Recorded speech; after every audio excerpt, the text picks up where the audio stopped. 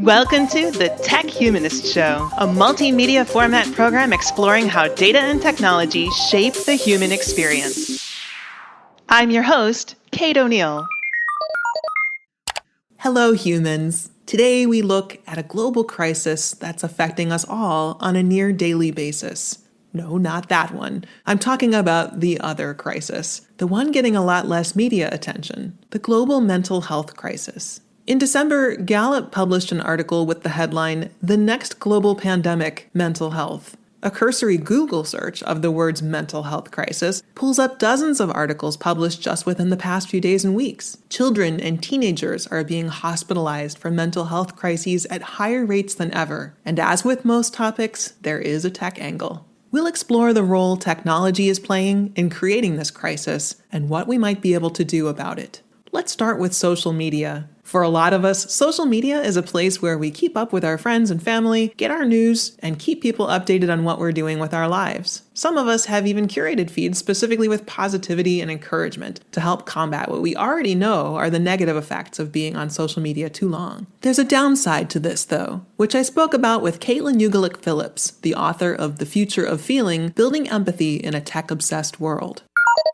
I wrote about this a little bit in an article about mental health culture on places like Instagram and Pinterest, where you have these pretty images that have nice sayings and sort of the commodification of like anxiety and depression. And it's cool to be not okay, but like then you're comparing your not okayness to other people's. We've even managed to turn being not okay into a competition, which means we're taking our attempts to be healthy and poisoning them with feelings of inferiority and unworthiness, turning our solution back into the problem it was trying to solve. One of the other issues on social media is the tendency for all of us to engage in conversations, or perhaps arguments is a better word, with strangers that linger with us, sometimes for a full day or days at a time. Caitlin explains one way she was able to deal with those situations. Being more in touch with what our boundaries actually are and what we're actually comfortable and capable of talking about and how, I think that actually is a place to start for empathy for others. Because a lot of times when I've found myself in these kind of quagmire conversations, which I don't do so much anymore, but definitely have in the past, I realized that I was anxious about something, or I'm really being triggered by what this person is saying. That's about me. I mean, that's a pretty common thing in psychology and just in general, that when someone is trolling you or being a bully, it's usually about them. And I think if we get better at sort of empathizing with ourselves or just setting better boundaries, we're going to wade into these situations less. I mean, that's a big ask, I know, for for millennials, Gen Z, Gen X, and anyone trying to survive right now on the internet. But social media doesn't make it easy, and the COVID pandemic only exacerbated the issues already prevalent within the platforms. Part of the problem is that social media wasn't designed to make us happy. It was designed to make money. John C. Havens, the executive director of the IEEE Global Initiative on Ethics of Autonomous and Intelligent Systems, elaborates on this idea. Oftentimes, the value is framed in exponential growth, not just profit. Exponential growth is an ideology that's not just about getting some profit or speed. It's about doing this. Well, when you maximize any one thing, other things, by definition, take less of a focus. And especially with humans, that can be things like mental health. This is not bad or evil, but it is a decision. And in this case, it's a key performance indicator decision. The priority is to get something, say, to market versus how can we get something to market focused on well-being? How can we make innovation about mental health? The upside is that our time indoors led some people to more quickly realize the issues with technology and its effects on us. Early in the pandemic, I spoke with Rahaf Harfouch, a strategist, digital anthropologist, and best-selling author who focuses on the intersections between emerging technology, innovation, and digital culture, about what she learned about our relationship to technology during that time. For me, I think it just amplified a lot of the issues that I had with the way that we were using technology before. I noticed that in my social networks and in my friend groups, people were home more. And so what can we do but turn to our online, to this never-ending content and distraction and connections? And I noticed in the first couple of weeks, everyone was all about the Zoom everythings. And then there was like a Zoom burnout. And for me, I think there's a couple of big issues at play. The first is that we have more bandwidth because we're at home. So we're like consuming more information. A lot of these platforms leverage this like addictive, constant refresh, breaking news cycle. And with something as complex and nuanced as COVID, I know many of us were glued to our screens, refreshing the latest news. That was not the best thing I could have done for my mental well-being or anxiety. It was at one point I was like, I need to take a step away because I'm just addicted to like the news of it instead of actually increasing my information or my knowledge. And the other thing is, I think that for many people, the forced pause made us realize that some of us use productivity as a coping mechanism. So suddenly we had more time. And so I saw people starting to try to make their personal time as productive as their professional time and really pushing themselves to like pick up 10 new hobbies and learn 10 new languages and take 10 new classes. And one or two of those things is great, but I really saw people loading up. And that was a good indication to me of our like lack of comfort with not doing anything. I noticed I was guilting myself for not writing and not learning and not doing all these things. And then I was like, you know what? We are undergoing this immensely traumatic, super stressful thing. It's okay to not do anything. Like, that's fine. If you're anything like me, that's a lot easier said than done. Even if you've mostly resumed your life as normal, you're probably still in the habit of working all day and then filling your free time with more work, hobbies, or time on social media. I asked Rahaf what someone trapped in this cycle could do about it. Your brain needs at least a week to just unwind from the stress of work. If you're just constantly on planes and, in deliverables and client stuff and business stuff, like you're never going to actually take the time to imagine new opportunities for yourself. The trick is we have to balance periods where we're actually producing the thing with periods where I call it intangible creativity. A lot of the thinking you can't see. And in our culture, we don't like things that we can't see. Right. But how many of us have gone for a walk and gotten that idea, or been daydreaming and gotten that idea? And so creatives, we need that downtime. And by the way, like downtime isn't taking a coffee break and then being on social media. Downtime is really downtime. It's daydreaming. It's just letting your brain go, which is why we need a different framework, because for a writer or for a strategist or for you and I, you spend so much time thinking about things. For you to think about things, you need the time to think about them.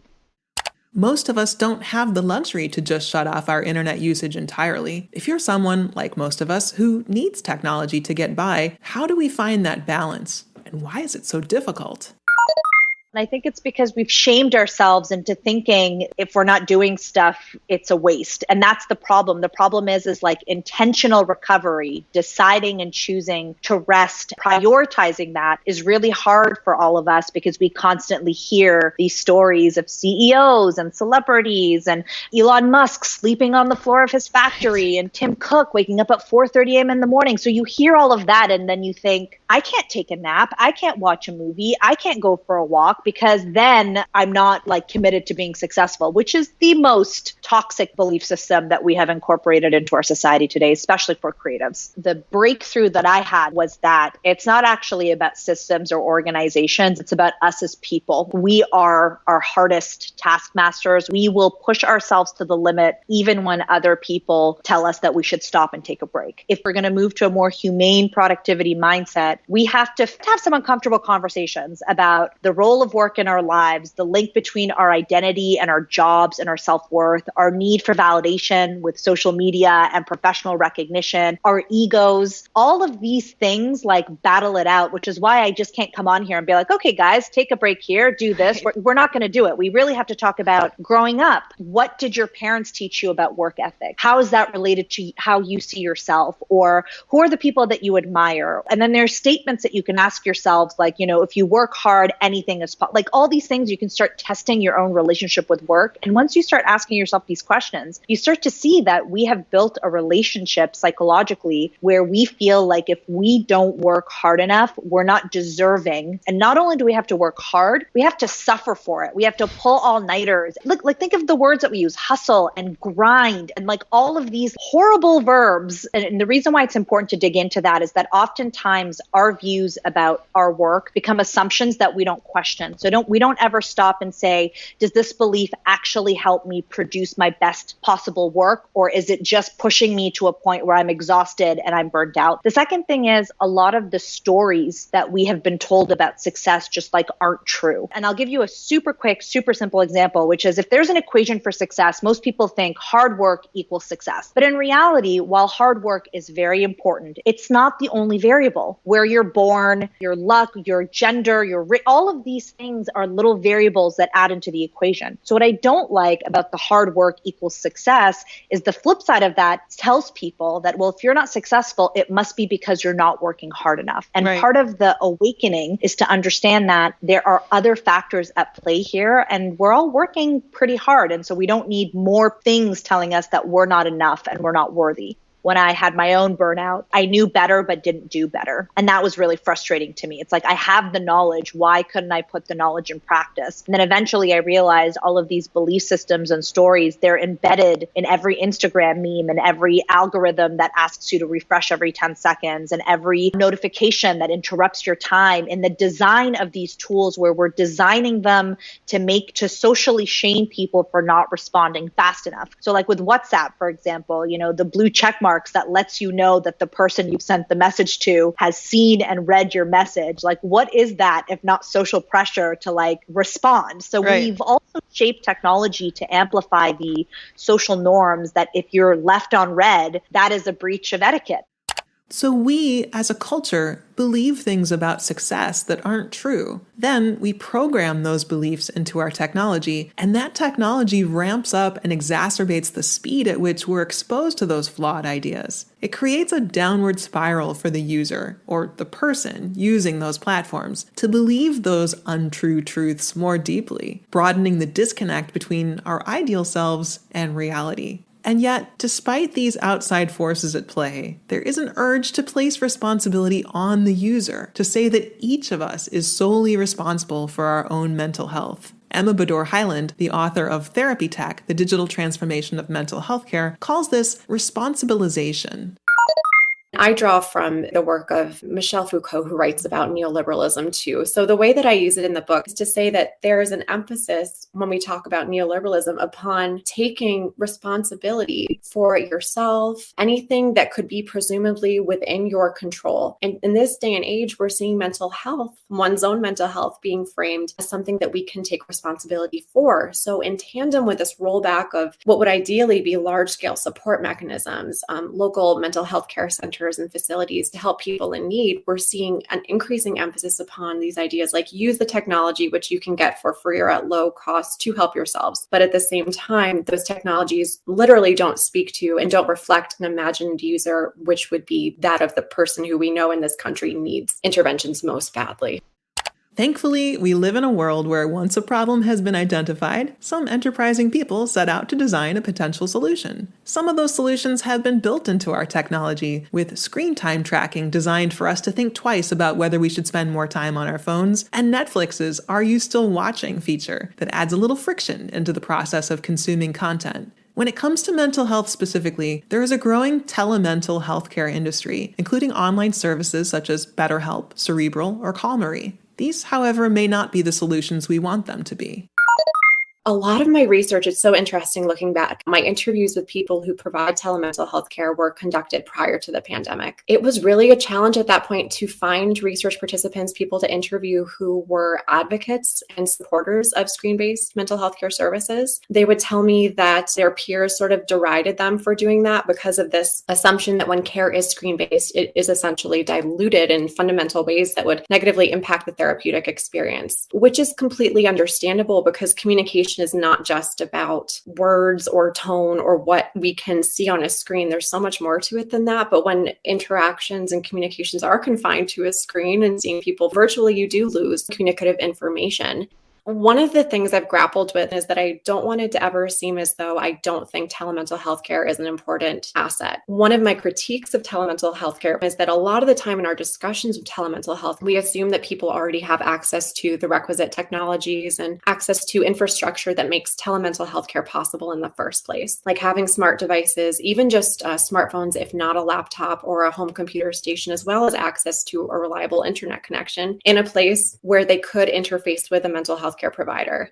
So a lot of the discourse is not about thinking about those people whatsoever who, due to the digital divide or technology gap, even using technology, couldn't interface with a mental health care provider. And then some of my other concerns are related to the ways that our increased emphasis and desire to have people providing screen-based care also are transforming persons who provide that care, whether they're psychologists, psychiatrists, licensed clinical social workers, into members of the digital gig economy who have to divide up their time in increasingly burdensome ways and work in ways where their employment continues to be increasingly tenuous. And then relatedly, I am also worried about platforms. So I know a lot of people are becoming more familiar with the idea that these platforms exist, that they can go to, they can visit them on their devices, on their laptops, if they have those technologies, and then be connected with service providers. But as we've seen with what's happened with Crisis Text Line, which I know we're going to talk about today, there are a lot of reasons to be concerned about those platforms, which become hubs for collecting and aggregating and potentially sharing user data. So while I think telemental healthcare services are important, what I would like to see is dedication of resources, not just to technologically facilitated care, but using technologically facilitated care to simultaneously direct resources to in-person care as well. We know due to the COVID pandemic, we saw so many people solely offering services that were screen-based for good reason, right?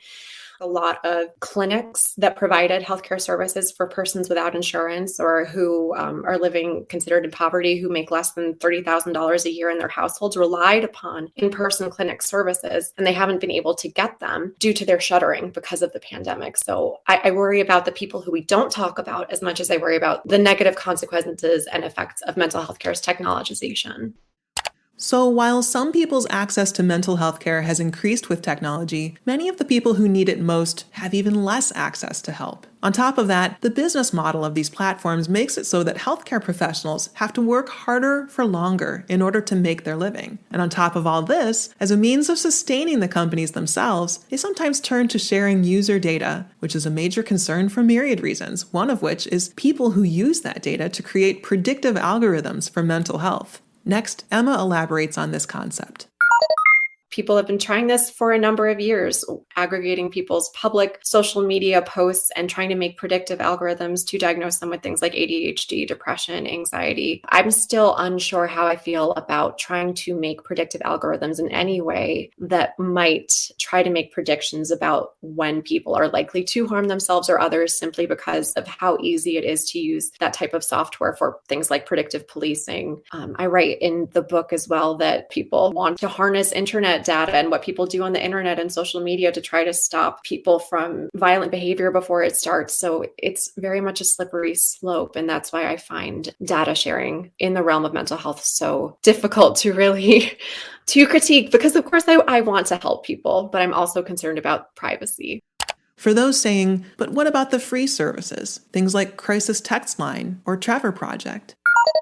Crisis Text Line, when it comes into fruition in 2013, and it says we can meet people where they are by allowing them to communicate via text when they're experiencing crises. I think that's a really laudable thing that was done and that people thought it was an intervention that could save lives. And based on the research about Crisis Text Line from external researchers and also their own internal researchers, we know that that is the case. But for people who might not be aware, Crisis Text Line doesn't put people using the services even in contact with professional mental health care workers. Instead, it is people who often have no training or background in mental health care services and instead go through training and serve as volunteers to help people in moments of dire need and crisis, of course. In Therapy Tech, I also describe how I perceive that as a form of exploitative labor, because although in the past there were discussions about whether or not to provide financial compensation for volunteers, they ultimately decided that by emphasizing the sort of altruistic benefits of volunteering, that sort of payment wasn't necessary. And then I compare that to even Facebook's problematic compensation of its content moderators and the fact that those content moderators actually filed a lawsuit against Facebook. Although it hasn't been disclosed what the settlement was, at least there's been some acknowledgement that they experienced harms as a result of their work, even if it wasn't volunteering. So I do take some issues with crisis text line. And then in relation to this idea of neoliberalism and responsibilization, again, I think that crisis text line is not the ultimate solution to the mental health care crisis in this country or internationally. And crisis text line has also created international partners and affiliates. I underwent training for a separate entity called 7 Cups of Tea, which is both a smartphone app as well as an internet accessible platform on a computer. And 7 Cups of Tea's training compared to what I know crisis text line volunteers have to go through is incredibly short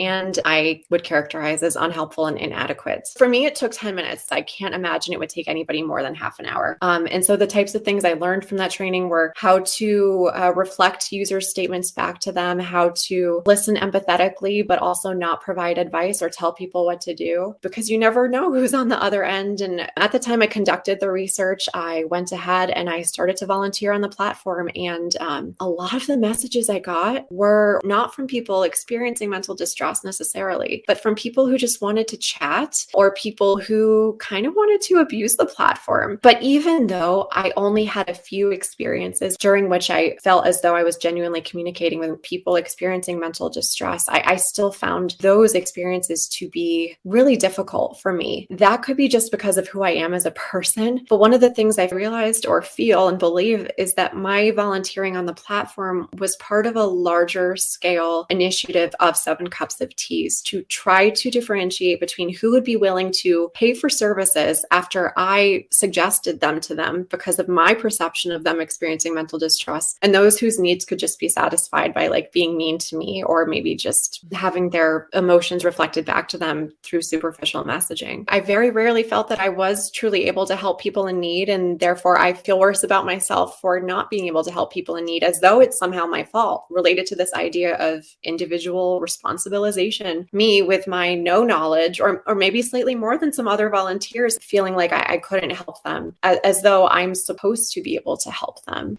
I worry about the sort of fatalistic determinism types of rhetoric that make it seem like technology is the only way to intervene, because I truly believe that technology has a role to play, but it is not the only way.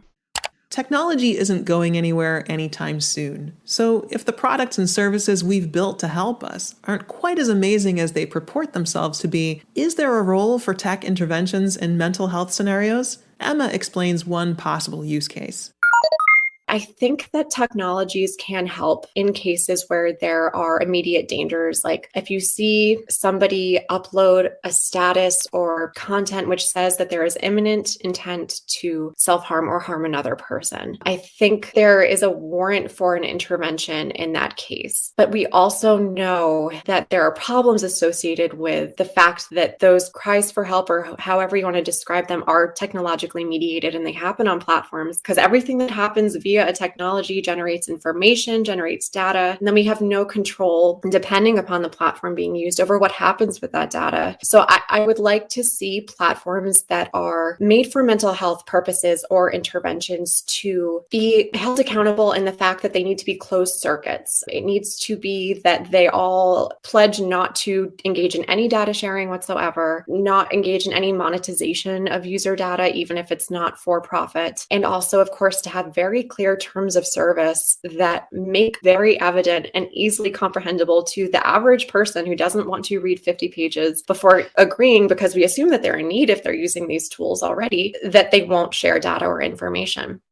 Now, I do like to close my show with some optimism. So first, let's go to Rahaf once again with one potential solution to the current tech issues plaguing our minds.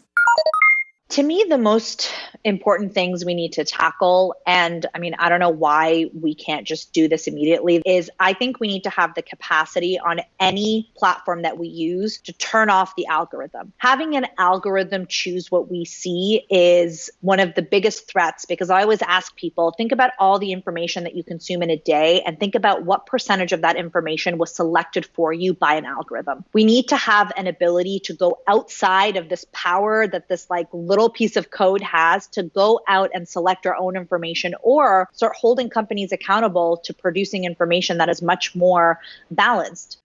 And that sounds like a great solution. But how do we do that? We don't control our technology. The parent companies do. It's easy to feel hopeless. Unless you're my friend David Ryan Polgar, a tech ethicist and founder of All Tech is Human, who's here to remind us that we aren't bystanders in this. I asked him what the most important question we should be asking ourselves is, and he had this to say. What do we want from our technology? This is not happening to us. This is us. We are part of the process.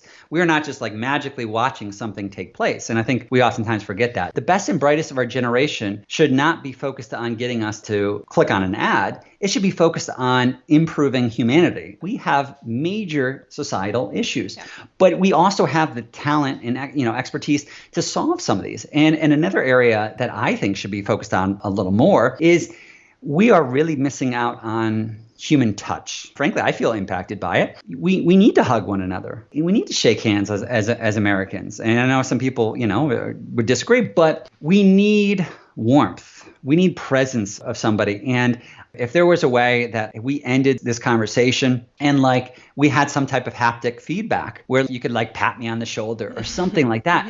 Everybody right now is an avatar. So I've got to have something to say like, Kate, you and I are friends. We know each other. So I want a greater connection with you than with any other video that I can watch online right now. You are more important than that other video. But right now, it's still very, very two-dimensional, and I'm not feeling anything from you. And I think there's going to have to be a lot more focus on saying, how can I feel this conversation more? Because, listen, people are sick and tired right now of not another Zoom call, But if there was some kind of feeling behind it, then you would say, okay, I feel nourished. Whereas right now, you sometimes feel exhausted.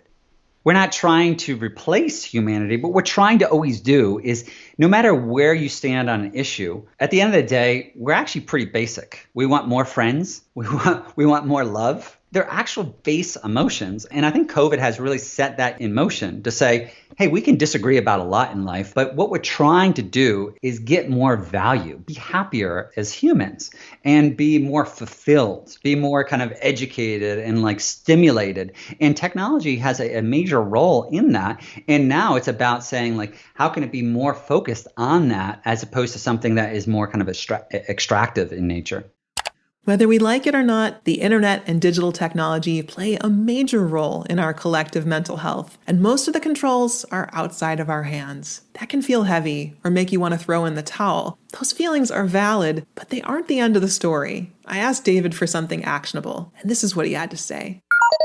Get more involved in the process. Part of the issue is we don't feel like we can, but we're going to have to demand that we are. And I think a lot of this, frankly, is going to come down to political involvement to say that we want these conversations to be happening. We don't want something to be adopted and deployed, right, before we've had a chance to actually say, what do we actually desire? So that's the biggest part, is that everybody needs to add their voice because these are political issues. And right now, sometimes people think, well, I'm not a techie. Guess what? If you're carrying around a smartphone, all the more reason we need to. Right. Exactly. We need everybody. Technology is much larger. So technology is society, right? So it's these are actual social issues. And I think once we start applying that, then we start saying, yeah, I can get involved. And that's what we need to really do, I think, as a society is get plugged in and be part of the process. There are a lot of factors that contribute to our overall sense of happiness as humans. And although it may sound like a cliche, some of those factors are the technologies that we use to make our lives easier and the algorithms that govern the apps we thought we were using to stay connected. But that doesn't mean things are hopeless. If we keep talking about what matters to us and make an effort to bring back meaningful human interaction, we can influence the people building our technology so that it works for our mental health instead of against it. Thank you for listening to the Tech Humanist Show. This episode was produced and edited by Chloe Skye, with research by Ashley Robinson and Aaron Daughtry and Interrobang, and with input from Jupiter F. Stone and Elizabeth Marshall. You can find more information about the show's guests and links to their projects at thetechhumanist.com, where you can also find more episodes, or you can subscribe at iTunes or wherever you get your podcasts. Special thanks to all of our guests for lending their voices and ideas to help make the future a brighter place. I'm Kate O'Neill. and you've been listening to the Tech Humanist Show from KO Insights.